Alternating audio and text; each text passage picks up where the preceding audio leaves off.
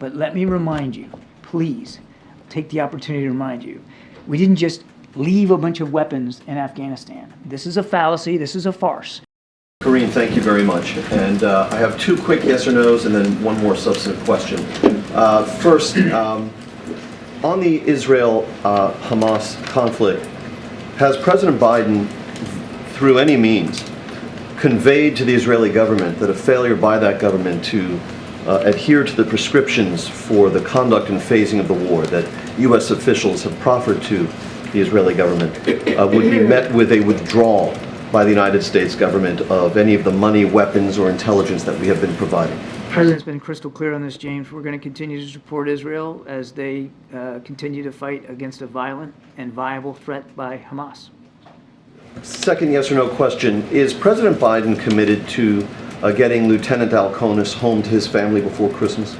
I think I want to be careful here. I don't get too much into what is still a legal process. So I think to be safe, I'm going to refer you to the Justice Department on his particular case. On the Ukraine conflict, I want to revisit the concerns that you have expressed from the podium about a burgeoning and active defense partnership between the DPRK and Russia. You've declassified satellite imagery and intelligence purporting to show that North Korea has, since the Ukraine conflict began, been supplying direct lethal materiel to the Kremlin.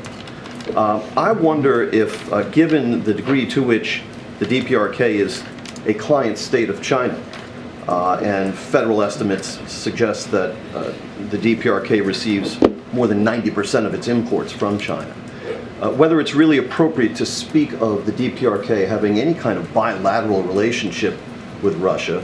Rather, would it be more appropriate for us to say that this provision of direct lethal materiel by the DPRK to Russia is something which enjoys the blessing of the Chinese and indeed couldn't occur without it?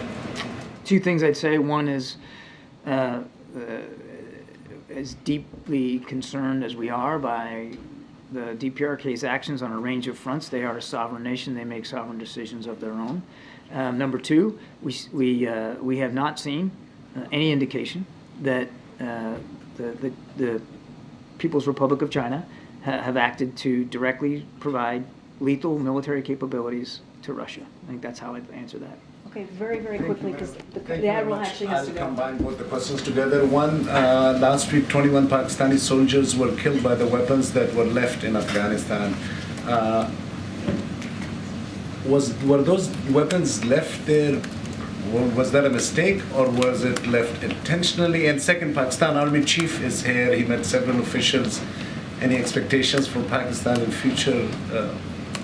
Any expectations from Pakistan to play some different kind of roles in coming days? Pakistani Army Chief is here. He met several. I would refer you to the Defense Department on those discussions. Obviously, Pakistan remains a key partner in the region. They continue to face a viable terrorism threat across that border, and I'm sure that our Defense Department colleagues will have more to say on that. I haven't seen the reporting on these to verify what you've said about weapons left in Afghanistan participate or being used to. The 21 soldiers that were killed in Pakistan, the weapons that the Taliban used were the weapons that the U.S. left in Afghanistan, the goggles. I haven't seen those reports, but let me remind you, please, take the opportunity to remind you, we didn't just leave a bunch of weapons in Afghanistan. This is a fallacy. This is a farce.